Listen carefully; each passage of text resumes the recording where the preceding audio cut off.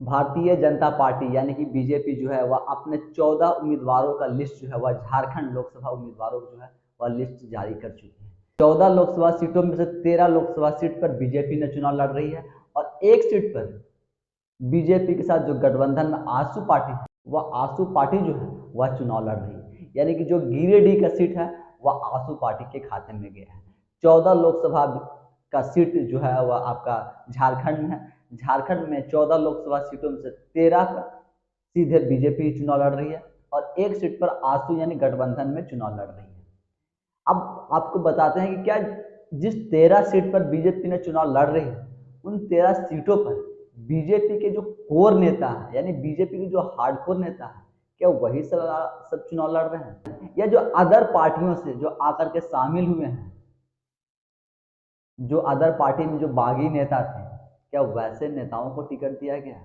BJP का अगर जो 13 उम्मीदवारों की जो लिस्ट जारी की गई है लोकसभा चुनाव में, झारखंड में उम्मीदवारों की जो लिस्ट जारी की गया है, 13 उम्मीदवारों का जो लिस्ट जारी किया गया है तो मात्र 3 ही नेता ऐसे हैं जो कि भारतीय जनता पार्टी के नेता हैं और वह कभी बागी नहीं हुए हैं और उन पर कभी कोई दाग नहीं लगा है या किसी दूसरे पार्टी में वह न गए हैं न दूसरी पार्टी से वह अपनी राजनीति की शुरुआत की है। ऐसे मात्र सिर्फ 3 नेता हैं। 3 को छोड़ दे तो बीजेपी जो 13 उम्मीदवारों की लिस्ट जारी की है उस 13 में से 10 जो है वह बागी और दागी नेता है, यानी दूसरे पार्टियों से आए हुए नेता को बीजेपी चुनावी मैदान में उतारी हुई है 2024 के लोकसभा चुनाव में। अब आपको एक एक करके नाम बताते हैं और उनका बैकग्राउंड भी बताते हैं कि वह किस पार्टी से और कब बीजेपी में ज्वाइन किए हैं और बीजेपी द्वारा उन्हें कब कब उम्मीदवार बनाया गया है। सबसे पहले आपको शुरुआत करते हैं खूंटी से ही, क्योंकि जो अर्जुन मुंडा आज के समय में देखें तो बीजेपी के एक बड़े नेता हैं। बीजेपी पार्टी से वह झारखंड के वह 3 बार मुख्यमंत्री रहे और अभी वह केंद्र में मंत्री हैं। तो अर्जुन मुंडा जी के बारे में आपको बताते हैं कि अर्जुन मुंडा 1995 में झारखंड मुक्ति मोर्चा के टिकट पर पहला विधानसभा चुनाव वह लड़े थे और झारखंड मुक्ति मोर्चा के टिकट से ही वह पहली बार विधानसभा गए थे। उस समय झारखंड और बिहार एक ही था, संयुक्त था, उसमें झारखंड अलग नहीं हुआ था। तो वह बिहार विधानसभा का सदस्य बनते हैं जेएमएम के टिकट पर। उसके बाद झारखंड अलग होता है और झारखंड अलग होने पर 2000 में ही, क्योंकि 2000 में झारखंड भी अलग होता है, 2000 में ही वह बीजेपी में शामिल हो जाते हैं और उसके बाद से वह अभी तक बीजेपी के टिकट पर ही चुनाव लड़ते आ रहे हैं। 2003 में वह झारखंड के मुख्यमंत्री भी बनते हैं और वह भी बीजेपी के पार्टी से ही। तो यह तो है अर्जुन मुंडा जी का, क्योंकि वह भी जेएमएम से आए हुए हैं और आज बीजेपी उनको खूंटी से एक बार फिर से मैदान में उतारी हुई है और वह लोकसभा चुनाव के लिए बीजेपी के उम्मीदवार के तौर पर खूंटी से अपना ताल ठोक रहे हैं। अब इसके आगे बताते हैं एक और गद्दावर नेता अन्नपूर्णा देवी के बारे में, क्योंकि आप लोग सब जान रहे होंगे कि अन्नपूर्णा देवी भी अभी केंद्र सरकार में वह मंत्री हैं। वह भी आरजेडी के प्रदेश अध्यक्ष थे, यानी राष्ट्रीय जनता दल, क्योंकि लालू यादव जी का जो पार्टी है उस पार्टी का झारखंड वह प्रदेश अध्यक्ष थे। 2019 से पहले, 2019 लोकसभा चुनाव से पहले वह भी बीजेपी में शामिल हो जाती है और बीजेपी उनको 2019 के लोकसभा चुनाव में भी उम्मीदवार बनाती है और आज 2024 के लोकसभा चुनाव में भी बीजेपी अन्नपूर्णा देवी को कोडरमा लोकसभा सीट से चुनावी मैदान में उतारी हुई है और वह चुनाव में अपना ताल ठोक रही है।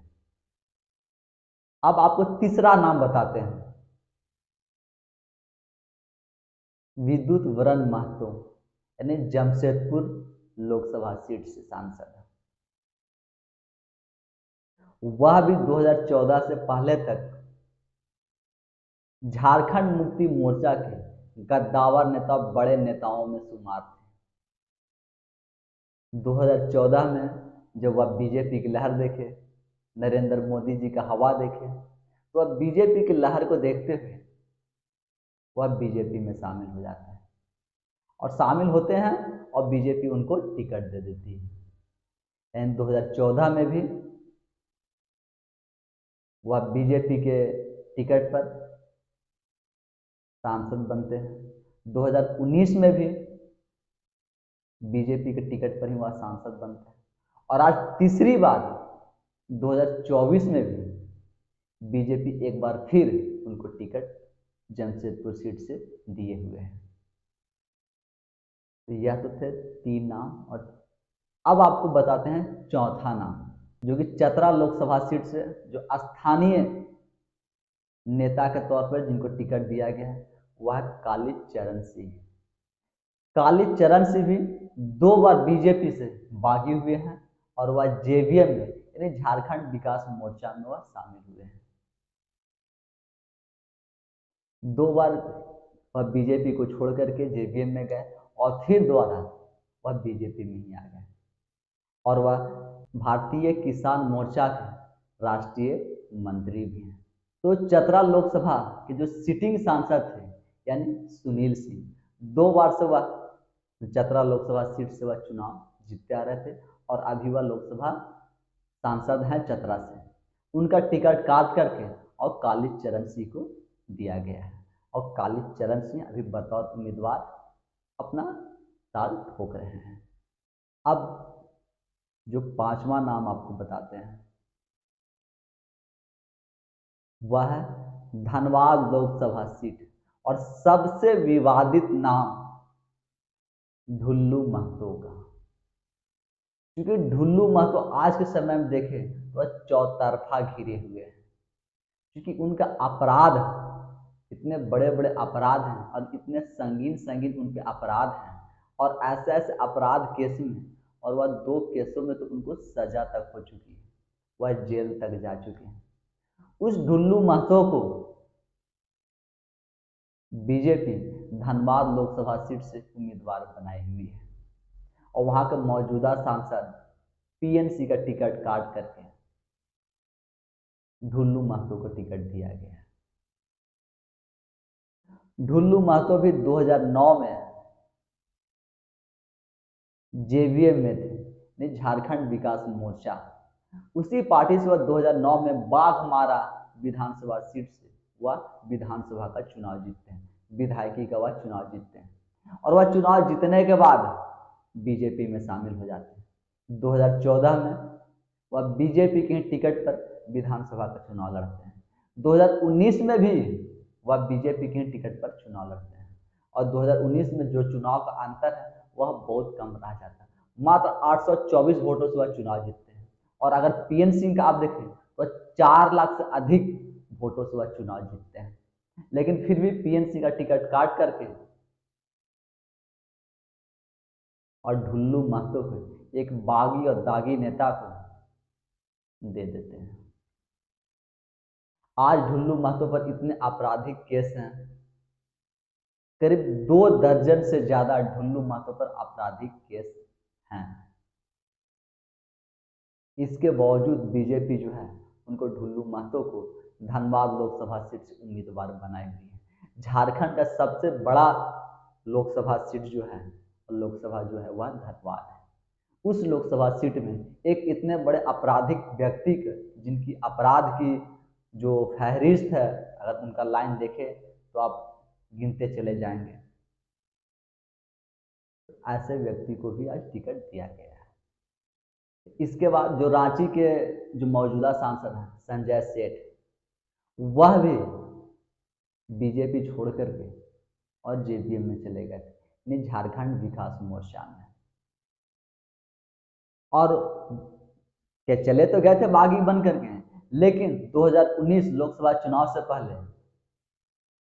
वह फिर से बीजेपी में शामिल हो जाते हैं। लेकिन जब वह जेवीएम में रहते हैं तो बीजेपी पर बहुत हमलावर रहते हैं और बहुत आरोप लगाते हैं, क्योंकि वह बौछार लगा देते हैं, क्योंकि वह जेवीएम के उस समय वह प्रवक्ता बनाए गए थे। लेकिन 2019 में फिर से उनकी बीजेपी में वापसी होती है लोकसभा चुनाव से पहले, और लोकसभा चुनाव में उनको टिकट दे दिया जाता है। और अभी फिर 2024 में संजय सेठ को दोबारा से लोकसभा चुनाव का टिकट दिया गया है बीजेपी के द्वारा। यानी एक बार फिर से वह मैदान में है और अपनी उम्मीदवारी का और अपने जीत के दावे कर रहे हैं और अपनी ताल ठोके हुए हैं। इसके बाद ताला मरांडी यानी राजमहल लोकसभा सीट से 2019 में वह चाहते थे कि उनको उम्मीदवार बनाया जाए, लेकिन 2019 में उनको उम्मीदवार नहीं बनाया जाता और बोरियो से उनका टिकट भी काट दिया जाता है। यानी विधानसभा चुनाव, लोकसभा चुनाव में तो टिकट नहीं मिलता है, उम्मीदवार नहीं बनाए जाते हैं, लेकिन बोरियो से भी उनका जो है वो टिकट काट दिया जाता है। और टिकट काटने का जो कारण बताया जाता है वो उसमें रघुवर दास की सरकार के नीतियों को वह आलोचना कर रहे थे, इसके चलते उनका 2019 का टिकट जो है वह काट दिया जाता है। टिकट कटने के बाद वह बीजेपी छोड़कर और आजसू का दामन थाम लेते हैं और बोरियो से वह चुनाव लड़ते हैं विधानसभा का, लेकिन उस चुनाव में उनको हार मिलती है और वह हारने के बाद 2022 में फिर से बीजेपी में शामिल हो जाते हैं और आज 2024 में राजमहल से ताला मरांडी को टिकट दिया गया है, बीजेपी उम्मीदवार बनाया गया है। अब इसके बाद गीता कोड़ा जो अभी अभी ही बीजेपी में शामिल हुई है, यानी 2023 में ही वह बीजेपी में शामिल हुई। मधु कोड़ा की पत्नी, झारखंड के पूर्व मुख्यमंत्री, कोयला घोटाले से बदनाम 4000 करोड़ रुपए घोटाले का आरोपी मधु कोड़ा की पत्नी गीता कोड़ा कांग्रेस से 2019 में वह कांग्रेस के टिकट पर चुनाव लड़ती है लोकसभा का चाईबासा सीट से और वहां से वह कांग्रेस के सांसद बनती है, कांग्रेस के टिकट पर वह लोकसभा सांसद बनती है। लेकिन 2024 में 2023 में ही वह कांग्रेस का दामन छोड़कर बीजेपी का दामन थाम लेती है और आज दामन थामने के एक सप्ताह के अंदर ही गीता कोड़ा को, जहां से वह सांसद थी कांग्रेस के टिकट पर, उसी संसदीय क्षेत्र से दोबारा से बीजेपी उनको टिकट देती है और उम्मीदवार बनाती है। यानी चाईबासा सीट से आज के समय में गीता कोड़ा बीजेपी की उम्मीदवार हैं। यानी वो कहे तो जो 4000 करोड़ रुपए का घोटाला के आरोपी मधु कोड़ा की पत्नी गीता कोड़ा से भी बीजेपी को कोई परहेज नहीं है, ढुल्लू महतो जैसे नेता से भी कोई परहेज नहीं है। इसके बाद जो हजारीबाग से जिनको बीजेपी ने टिकट दिया, यानी मनीष जायसवाल, वहां भी जयंत सिन्हा का जो कि सिटिंग सांसद है, उनका टिकट काट करके और मनीष जायसवाल को टिकट दिया जाता है। मनीष जायसवाल भी 2011 में जेवीएम के टिकट पर मांडू उपचुनाव में वह के चुनाव लड़ते हैं, लेकिन चुनाव में वह तीसरे स्थान पर रहते हैं और उस समय जेपी पटेल के हाथों वह मांडू विधानसभा चुनाव जो हारते हैं और आज वही जेपी पटेल जो है वह कांग्रेस में शामिल हो गए हैं और वह कांग्रेस के उम्मीदवार हैं हजारीबाग सीट से। आज मनीष जायसवाल एक बार फिर आमने सामने हैं जेपी पटेल के। उस समय जेपी पटेल बीजेपी में थे और आज मनीष जायसवाल जो है वह बीजेपी में है। तो 2011 में जब यह चुनाव हारते हैं, मांडू विधानसभा का जो उपचुनाव होता है, वह चुनाव हारने के बाद 2013 में वह बीजेपी में शामिल हो जाते हैं और 2014 जो विधानसभा का चुनाव होता है, उस विधानसभा में बीजेपी उनको हजारीबाग से टिकट देती है और वह वहां से विधायक चुने जाते हैं। वही 2019 में भी बीजेपी के टिकट पर ही वह हजारीबाग से ही चुनाव जीतते हैं और विधायकी का चुनाव जीत करके आज के समय में वह सिटिंग विधायक भी हैं हजारीबाग से और लोकसभा का उम्मीदवार भी बीजेपी के द्वारा है। यानी 2013 के बाद जो बीजेपी के साथ सफर शुरू होता है वह आज तक जारी है। 2014 में बीजेपी उन्हें जो है वह लोकसभा का टिकट देती है, जयंत सिन्हा का टिकट काट करके, सिटिंग सांसद का टिकट काट करके मनीष जायसवाल को 2024 में लोकसभा उम्मीदवार बीजेपी पार्टी के द्वारा बनाया गया है। अब जो इस फहरिस्त में सबसे आखिरी नाम है वह है दुमका लोकसभा सीट से सीता सोरेन का, यानी जेएमएम के संस्थापक सदस्य और दिसोम गुरु के नाम से चर्चित शिबू सोरेन की बड़ी बहू सीता सोरेन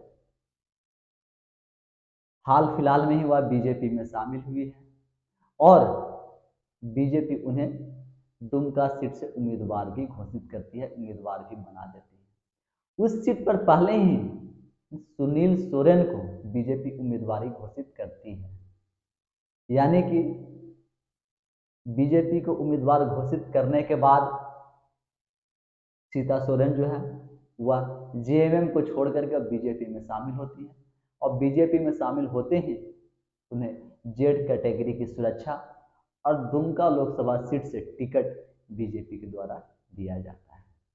तो यह तो है बीजेपी के नेता। बीजेपी को वैसे देखें तो बागी और दागी दोनों नेता पसंद है, क्योंकि यह सब जितने जो नेता हैं यह सब अपने पार्टी से बगावत कर करके बीजेपी में आए और कुछ तो बीजेपी से बगावत करके दूसरी पार्टी में गए और फिर वापस बीजेपी में आए हैं। और कुछ जो नेता हैं जैसे ढुल्लू महतो जैसे जो नेता हैं जिनके ऊपर इतने बड़े बड़े दाग लगे हुए हैं, वैसे गीता कोड़ा को भी देखें तो उनके पति के ऊपर भी बड़े बड़े दाग हैं। तो बीजेपी को बागी और दागी दोनों पसंद है, लेकिन उनके अपने पार्टी के बागी और दागी नहीं पसंद है।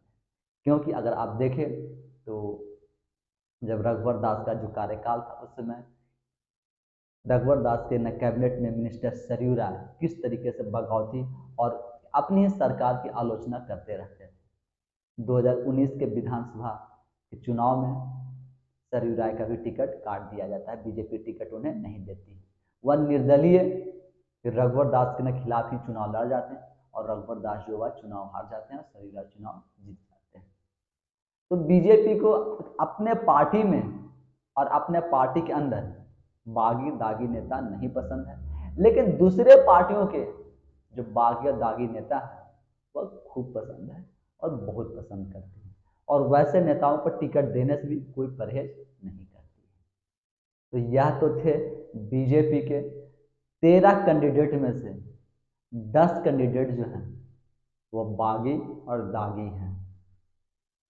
बाकी 3 कैंडिडेट जो हैं वह बीजेपी के ही हैं। वह कैंडिडेट का भी आपको नाम बताते हैं कि आईपीएस अधिकारी और डीजीपी रह चुकी बीडी राम, वह रिटायरमेंट के बाद अपना राजनीतिक करियर जो है वह बीजेपी से शुरू करते हैं और उनको बीजेपी पलामू लोकसभा सीट से उम्मीदवार बनाए हुए हैं और वह बीजेपी के उम्मीदवार के तौर पर पलामू लोकसभा सीट से वह चुनाव लड़ रहे हैं। इसके बाद जो दूसरा नाम है वह है समीर उरांव का। वह भी अपना राजनीतिक कैरियर जो है वह बीजेपी से शुरुआत करते हैं और वह बीजेपी में ही है। उनको लोहरदगा सीट से बीजेपी उम्मीदवार बनाई है। और तीसरा नाम जो है वह निशिकांत दुबे का, यानी गोड्डा के सांसद और सिटिंग सांसद अभी भी वही है, उनको बीजेपी उम्मीदवार बनाया है। इन 3 नामों को अगर आप छोड़ दें, उन 13 में सिर्फ 3 यही हैं, बीडी राम, समीर उरांव और निशिकांत दुबे। बस 3 नेता ही हैं जो बीजेपी के और बीजेपी के हार्डकोर नेता हैं और बीजेपी से छोड़कर कभी किसी दल में गए नहीं, लेकिन कहने को यह कहेंगे कि हम बागी दागी और भ्रष्टाचार के सख्त खिलाफ हैं और भ्रष्टाचारियों पर 0 टॉलरेंस की नीति रखते हैं। अब आप इन सब नेताओं को देखने के बाद आप समझ सकते हैं कि इनकी जो 0 टॉलरेंस वाली नीति है वह कितनी फिट इन सब नेताओं पर बैठती है। बीजेपी को तो बागी और दागी दोनों पसंद है, लेकिन आपको क्या पसंद है यह आप हमें कमेंट्स में जरूर बताइएगा। धन्यवाद।